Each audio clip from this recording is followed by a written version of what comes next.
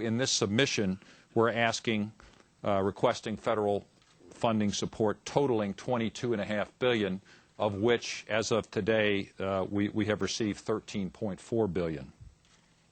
Now, in addition, we've created upside and downside scenarios off the new lower industry baseline that we're using. Under the new lower downside scenario, which is basically based off U.S. industry volumes of 9.5 million units in 2009 and 11.5 million units in 2010, GM would require further federal funding estimated at approximately $7.5 billion, which would bring the total government support in this downside scenario to the $30 billion range by 2011.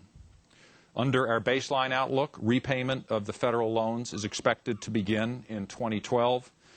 Additional financial support might be required in 2013 and 14 if we have to make contributions to U.S. pension funds, which were about fully funded at the time of our last report, but due to the deteriorating conditions in the financial markets are now somewhat undervalued.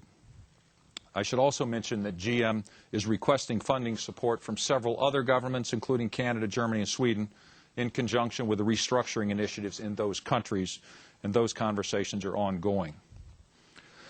Also, I wanted to mention at the request of the Treasury Department, our plan includes an extensive discussion about bankruptcy as a potential option for restructuring General Motors. First, let me say we've done a lot of work on this with who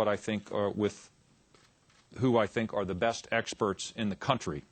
Based on our analysis, we continue to believe that bankruptcy would be a highly risky and very costly process, potentially very time-consuming, that should only be undertaken as a last resort.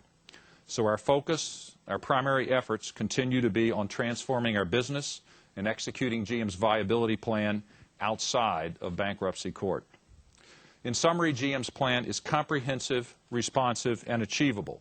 It is based on conservative assumptions, and it is flexible enough to adapt to changing circumstances such as those we've seen since December 2nd.